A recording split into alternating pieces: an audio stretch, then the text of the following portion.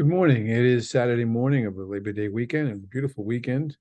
And I'm sure the last person you want to see is me. All right. Although I would be happy to meet with any of you any old time, except on Sundays when the Giants are playing, which is coming up pretty soon. Uh, I hope everything's going well for you. I'm very pleased with the quality of the responses to the discussion questions.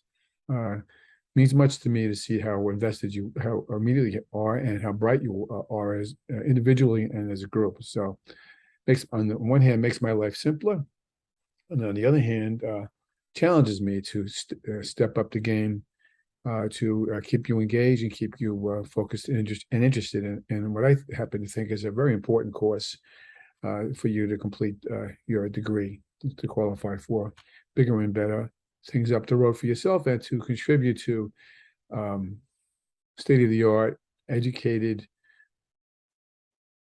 research based ways to make that position, the human resource management position, the keystone of much of or almost all of everything that would go on in any kind of successful organization.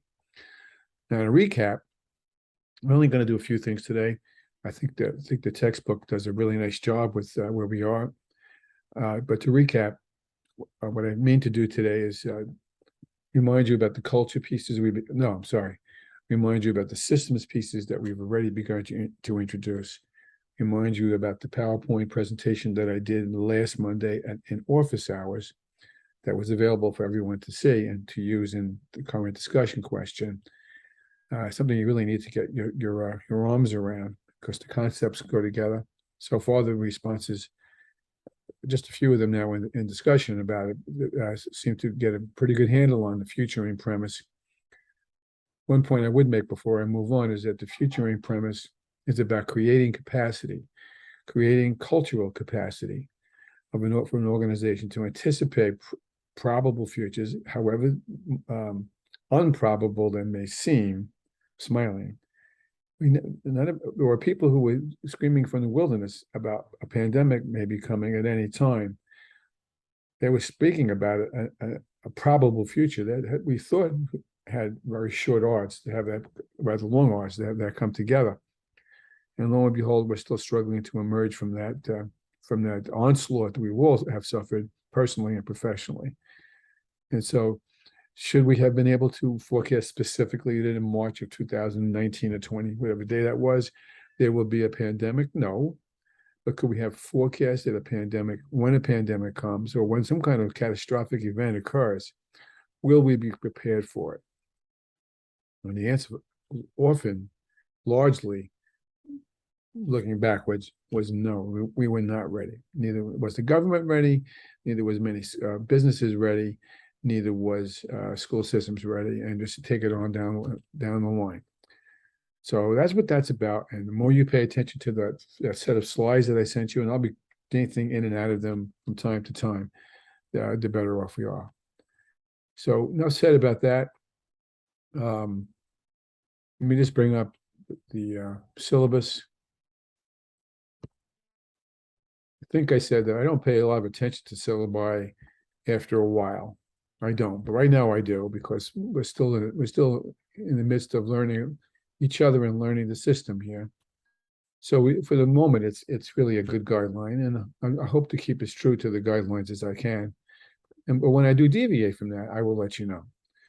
So let's go backwards before we go forwards. First week was an introductory week. We've done all of that. I think we've got a pretty good handle on that.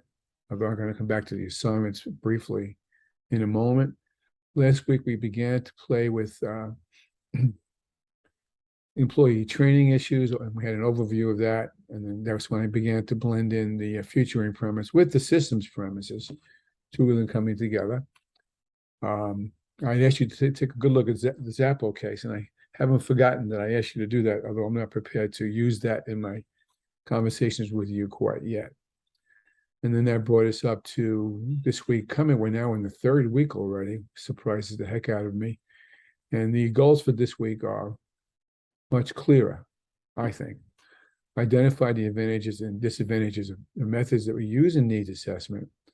and discuss questions to ask during needs analysis, as well as to explain the importance of using competency models, which has to do with the second learning objective. Now, in order for you to get your arms around that, you need to read chapter 3 carefully. I would recommend too that you look for some blogs about that, although I'm going to post some of those things up when I have a moment over this weekend. And you'll know that in Blackboard, usually in two places, in the announcements and in the emails, virtually the same post, telling you that I have some videos up. Like this video will be announced and emailed to you, so you know that it's here for you to use over the weekend, or not, because it says Labor Day weekend. So you may let this go for a day or two. And by the way, have a great Labor Day weekend. And by the way, there will be no office hours this weekend, or rather this Monday, because it is a day off. So everyone's entitled to kick back for a little bit. But this video will be up in an hour or two. And this is Saturday, so you can have that at your lead to look at as you, if you have nothing to do. He smiles. So you're going to get some videos to look at. You're going to get some a PowerPoint to look at, the one I'm going to share with you in a minute. And you're going to remind yourself about this discussion question. Now, you've already kind of done this. Connect your understanding of needs assessments to systems and futuring. So that's in the hopper already. And that's where we are. I just want to remind you too, if you go slide down the grid, you'll see that a midterm is coming up. I think it's October, in around October 7th. And the midterm will be, I'm just telling you now, it's described in the syllabus more specifically, but I'm going to give you a case study and ask you to respond to the case study with respect to everything you learned by then. And I'll say this 100 times to you. Midterm is not to find out what you don't know. Midterm is to find out what you do know, so that I can adjust my instructional pace and levels according to how I see the whole, all of you, the whole of the W are working. And if any of you are struggling because of one reason or another, whether you have personal issues or heaven forbids, and I hope that none of you do, or are just struggling to get your act together, then you call me. And I'll call you too if I think we really have some problems. So for argument's sake, if I give you 25 points instead of 30, I would expect you to email me and say, okay, how do I get my 5 points more? Because I have no problem giving everybody 30 points on the second try. This is not to find out what you don't know, it's to help you master the beginning of this course's material. And there's a lot of material that goes to this. So that's what that's about. I just wanted to make sure you all heard that, and take your own pulse about how you see things going for yourself. So I'm going to cut that out. Now I'm going to bring up the a brief PowerPoint about needs assessment. And I'll post, well, actually, it'll be on this video. So as long as you have this video, you'll be able to see what it is. Just give me a moment as I find where that is. Plus, I have trouble finding things. I can't find it, but I know it's here. There we go. I see it now. 2 points here to create. 2 points. 2 critical points. In a certain sense, in sequence, I'm kind of regret that I didn't get into this more carefully sooner. But I can't go back and reverse time, so I'm not. So this is a brief PowerPoint. I'm not going to post the PowerPoint separately. The PowerPoint is within the video. I don't see any need to double link to you folks as such. So, and this is pretty brief, and then again, not so brief. So let's go with it.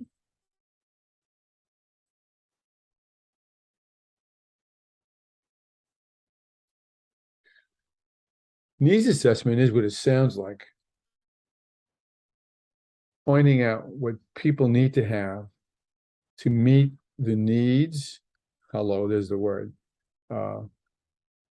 And if you think about Senge and personal mastery, you realize that personal mastery addresses two premises. Senge's purpose behind personal mastery as an inclusive in the learning disciplines model that we're emphasizing, at least in the beginning, is that our company, an organization, needs to concentrate on growing its people, on nurturing them in more ways than we can possibly think about. When we ignore their needs and only concentrate on the needs of the organization rather than the individual ones, you lose people. People head off into the sunset or just don't do their job like you want. In order to come up with a 21st century pulse take, there's many things to consider.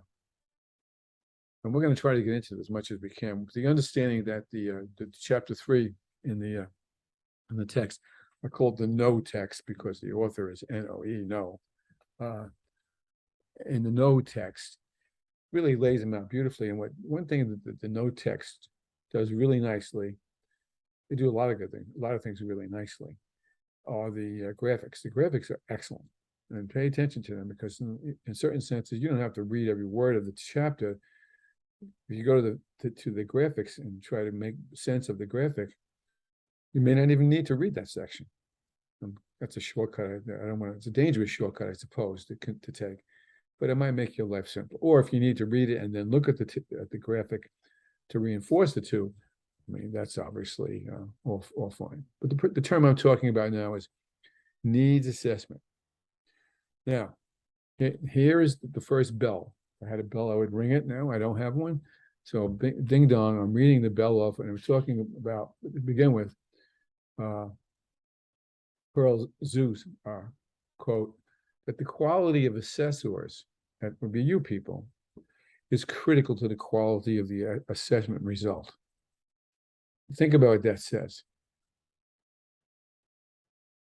Sometimes I use a phrase, and this is a kind of a harsh example,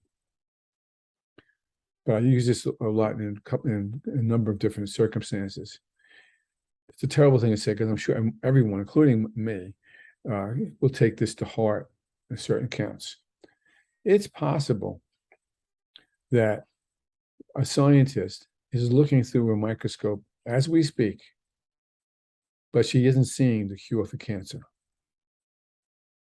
because she's looking for something else, or she doesn't know what to look for in the first place. Now, that may be her fault, or it may be the people who trained her's fault, or some combination thereof. But don't you sometimes wonder about that as such? If you don't know what you're looking for, you don't necessarily, or you don't know how to look for what you're looking for. The quality of whatever you think the sum of the assessment might be, the SUM of the assessment, is invalid or at fault, flawed, dangerously flawed sometimes. And that takes you to different places. Enough said. So go with that call for a minute, and now let's go to that key point I'm driving at. I'm not quite there, excuse me. These are the goals we're going to get into today, which would be to identify what advantages and disadvantages exist for needs assessment methods, what kinds of questions you need to answer yourself as potential goals for what your needs assessment will be designed to do, and to explain the importance of using what we call competency models. All right, now, starting to get a little closer. I have this video here. I'm going to play a brief part of this and stop it. I expect you to watch the whole video. I think it's 8 minutes long, and we'll go from there. You want to know why hitting hundreds of balls on the range doesn't work for you when you're trying to fix your slice? Because it never has. And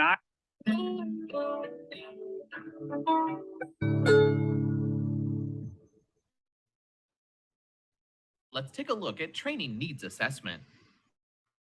Needs assessment is important because a manager or other client asking for training, which focuses on closing skill gaps resulting from a lack of knowledge or skill, could really be asking for or needing something else, such as employee motivation, changing perspectives or attitudes, or redesigning workflow. Needs assessment is the first step in the instructional design process, and if it's not properly conducted, any one or more of the following situations could occur: training. All right, I like that term, instructional design. In essence, what you're doing, and we talked about this, I think, last week in a video. The school systems, for example, higher education particularly, is increasingly criticized for its inability to create graduates who have the skills, the dispositions, and the interpersonal skills to contribute to our 21st century workforce. The best examples of these that you would know about would be corporations like Amazon, like Google, like Microsoft, were so disappointed in the quality of the college graduates that they're getting. They have formed university models themselves. They have universities within their organizations to train their prospective employees to have the skills they need to contribute to the purpose of the organization. And all of that's about design. All of that is about, for one of a term that you've heard a million times, but may not necessarily be in your business vocabulary, and it would be curriculum. What's the curriculum? What's the content? What are the skills? What are the things people need to be mastered? And how do you evaluate them? And what do you do if the evaluation falls short, reveals that whatever it was that you designed didn't get it done correctly? A friend of mine has a saying, I'm not sure where she got it from, but she says, for example, you never bring in an elephant in the first grade. You never bring an elephant into a first grade classroom to teach the color gray. Think about it.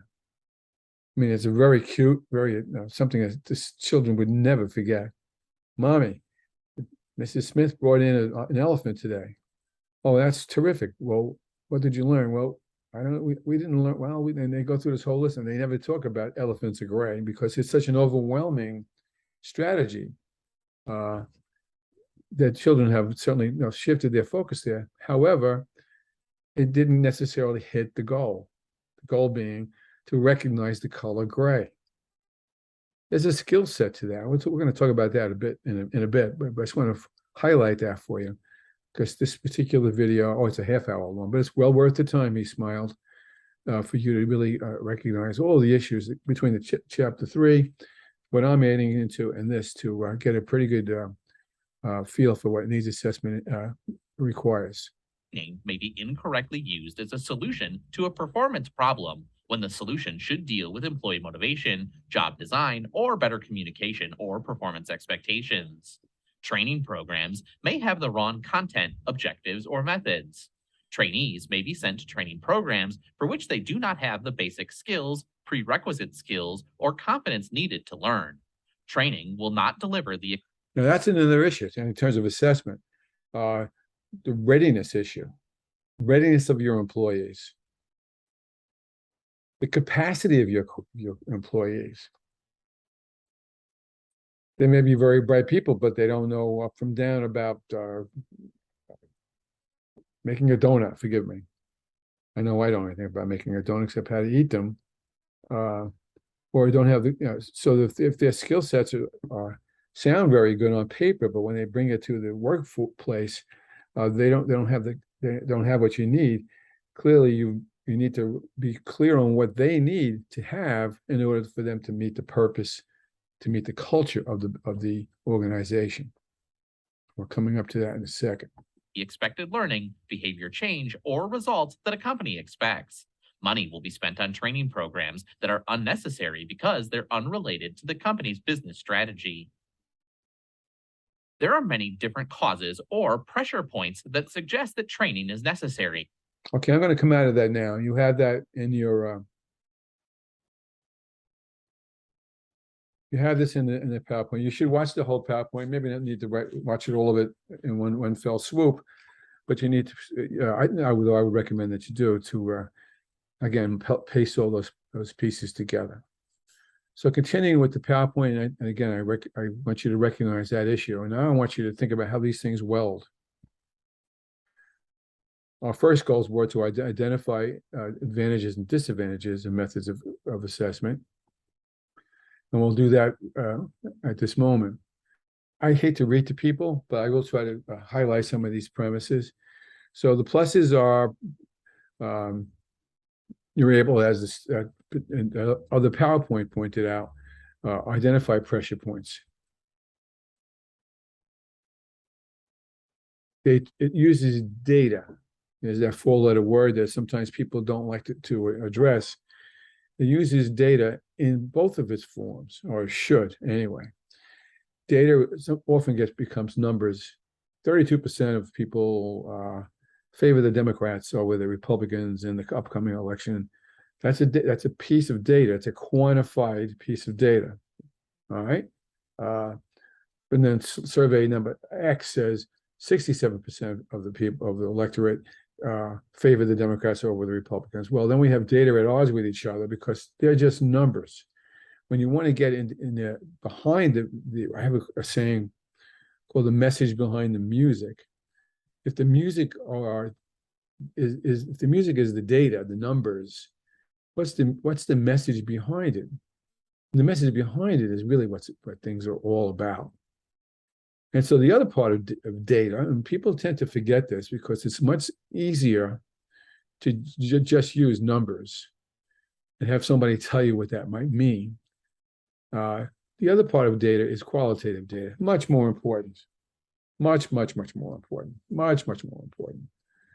It's got disadvantages because for one thing, it's much more time consuming. So you can see there's a disadvantage to that if you're really using data effectively. All right. And I'll show you how to do that when we get deeper into some of these things. So you have the difference between qualitative analyses and quantitative analyses, and look for the opportunities that they present to truly pursue them. So now we're talking about interviews, talking about focus group conversations. You're talking about research, analyzing worker output against some kind of yardstick. To qualitatively pull in to enable you to take the measure of, no pun intended, take the measure of what's really going on, what's really happening, what are people truly believing as such. It can give you the opportunity to flexibly adjust. And it can give you plenty of information. It's what you do with the information, he shouted, that's sometimes makes it difficult. And it also certainly addresses the issue of you're being able to analyze the performances if you know what you're looking for and why you're looking for what you're looking for. Hear that. If you know what you're looking for and why you know what you're looking for. The disadvantages are, again, it's up to the skills of the investigators. A lot of times, HR people will bring in somebody like me and say, tell me what this means. And that's fine. Often you'll get a data analysis from folks that they'll reveal things to you that you either suspected or didn't know about at all, because they may have some more muscles and skills in data analysis. But I don't think that's the only way to fly. Certainly, lots of times, internal people in the organization wouldn't be surprised if it were you. Would be expected to have the skills to analyze data objectively and effectively. Yes, it's time. If you go to qualitative, it's time consuming. It's not just fill out a survey and walk away. It's time consuming, no question about it. And so you have to build that kind of time into it to get the quality that you want. And even with that, what you're going to come up with, it can still be vague, which might mean you need to come up with some other ways. You might say, well, I'm getting the feeling from the group that they're not happy campers, but I couldn't really pin down what they're not happy about. Now you can guess at that, you can speculate about that, or you may have to go back and find other ways to find out what you don't know that you don't know. Often too, as I mentioned before about the would-be scientist who's looking through the microscope, often actually, not sometimes, cognitive biases kick in. I mean, if you watch MSNBC, you're going to get a cognitive bias that tilts one way. If you watch Fox, you're going to get a cognitive bias that's tilted another way. And so what they tell you means you need to filter it through. So for you to get your arms of what the true meaning of what the data may be telling you. And yet that's intimidating because it's hard. Except it's not that hard that you can't figure this out once you get some training in it. And sometimes the data is all over the place, which tells you that the quality of what you asked for was all over the place, or you don't know what it was you were looking for in the first place. Take this to heart and pay attention to that because it speaks a great deal to how needs assessment often take place. Askew. Now we're getting down deeply to the point I'm trying to get to, and I keep thinking I'm there and I'm not yet.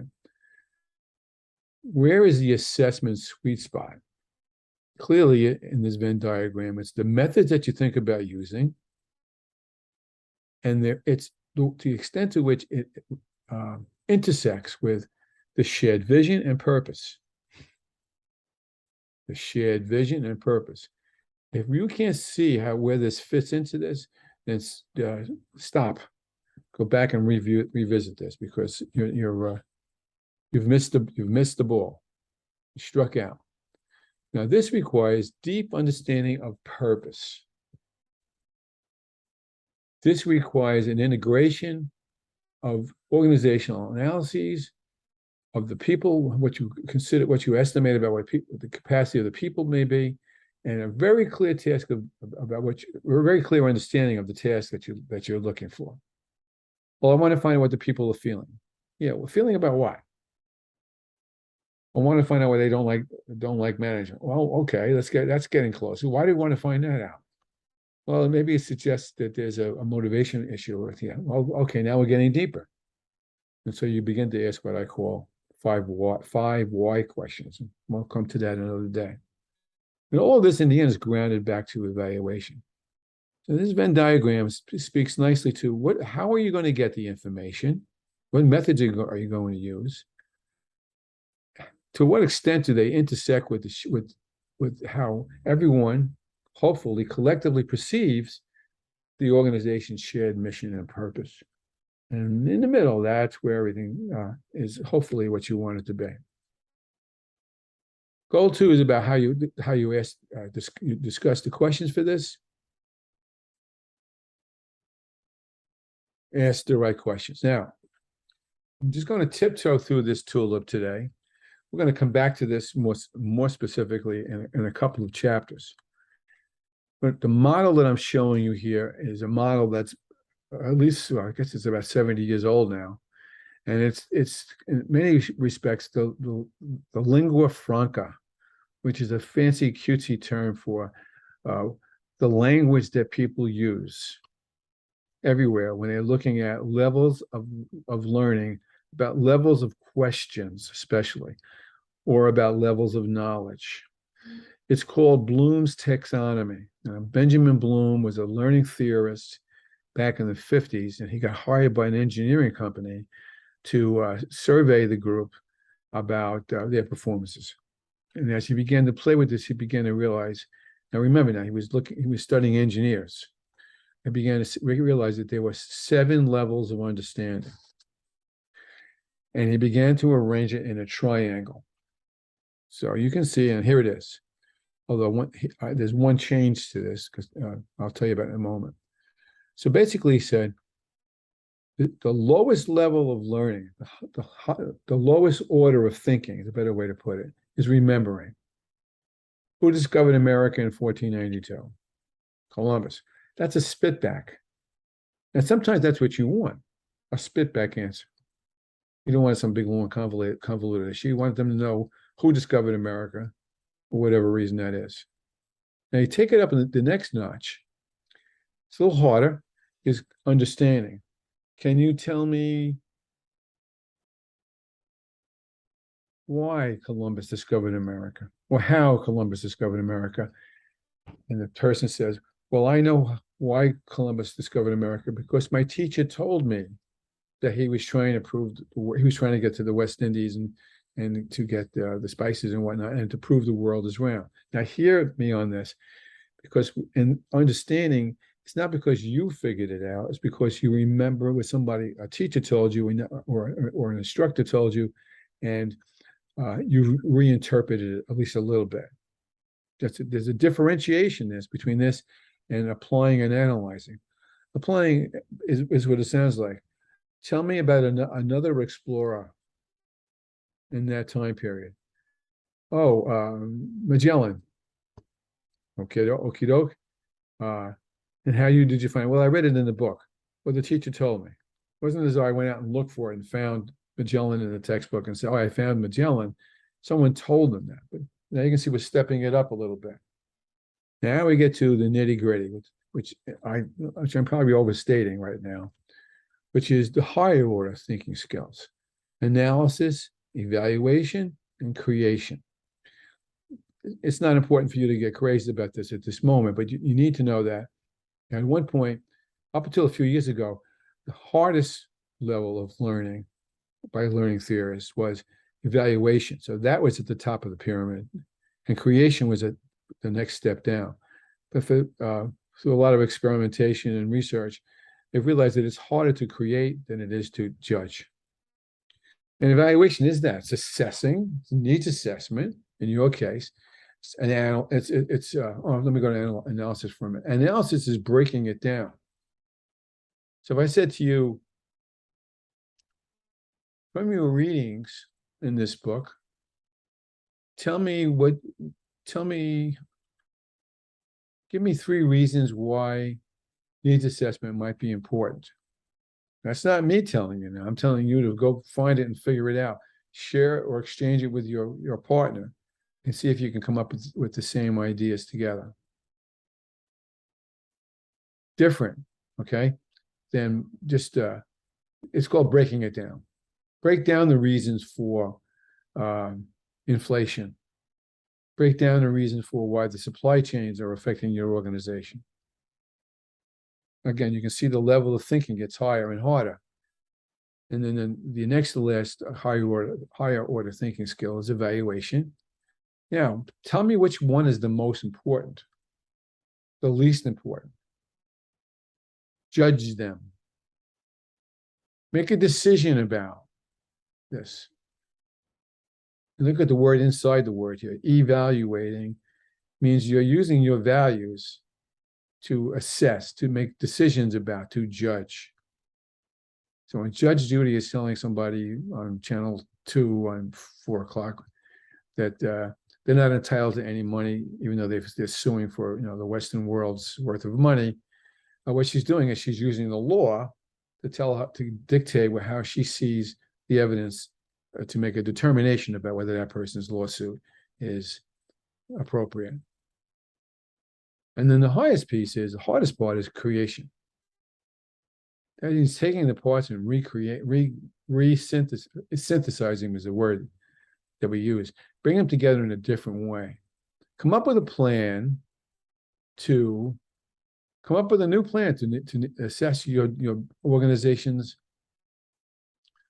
needs assessment processes. That would be a creation process, and that you can see is pretty hard. Okay? And hence you're in this course as such. But we're going to come back to Bloom several times, but I do want you to kind of take that into your account as we go through these processes. Now, what do you want to know? What are the variables? What are the variables? Do you have a feel for which variables affect which variables, or you're not sure? Are you looking for a relationship between genetics and baldness? Or do you want to find out whether genetics cause baldness? 2 different things. What do you want to know?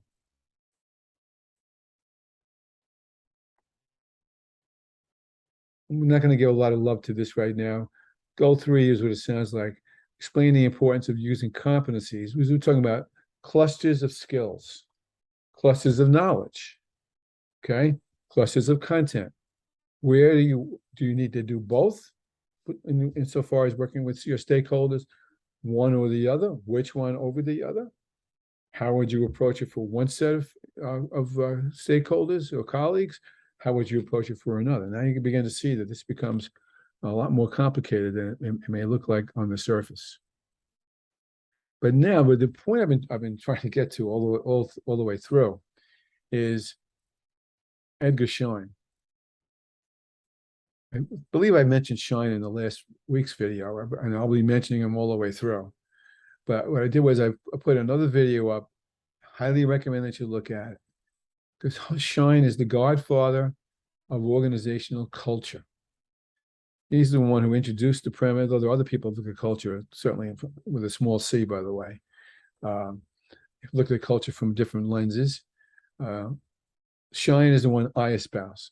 Makes the most sense to me. It's kind of a empirical way to approach things from a sociological point of view.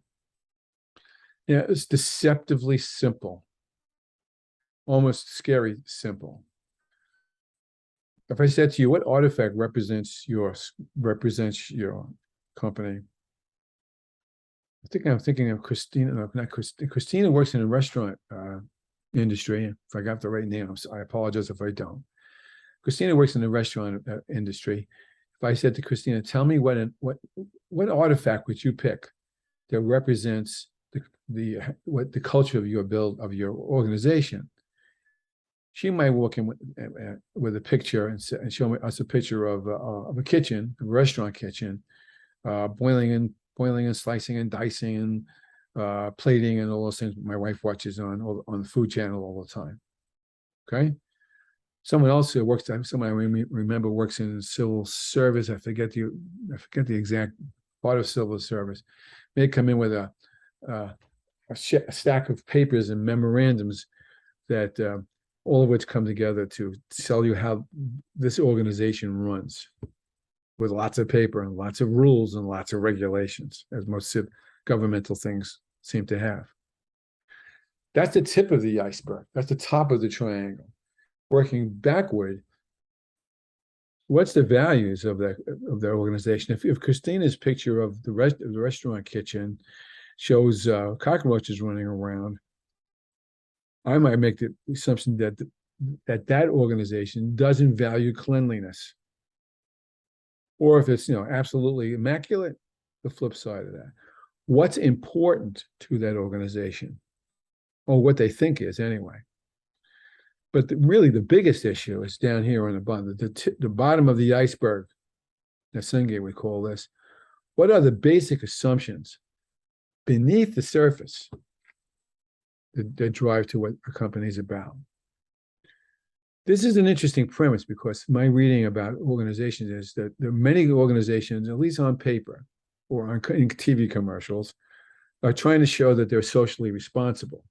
And by socially responsible, I mean that they're speaking to environment, speaking in matters of social justice. They're trying to contribute to some of these things, speaking to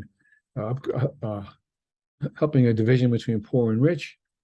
Now, if that's what they really are about, that's, who can argue any of those things? Certainly not I. But now let's work the other way. If that's important to the organization, they may not be spoken about all that well because they're so buried underneath. And that's the way where you want to get your fingernails dirty. When you talk to your boss and your boss says, run a needs assessment, and you're going to say, what do you need? What are you trying to find out? Well, I don't understand why they don't like me. I may keep going back to that one. I don't understand why they don't like me. What are you trying to ask about? You're trying to find out whether the boss's opinions and assumptions are the same as the employees, and it doesn't sound like it is. Why? And that's what your needs assessment's going to be about. Your families, your churches, any group you belong to with more than 2 people in it, or 2 or more people in it, has some kind of culture. You hear about this in sports a lot. Well, there's a culture of losing, and they're used to it, and they really don't do much about it, as opposed to a culture of other teams in the same sport where they live and breathe by winning the championship, and will do what they need to do no matter what it takes, even if it hurts people to do that. And your businesses will have a mission statement My question is, what is the mission statement actually saying? A, and B, does everyone know that mission statement? And C, and I'm exaggerating on purpose. C, will people fight to the death for it?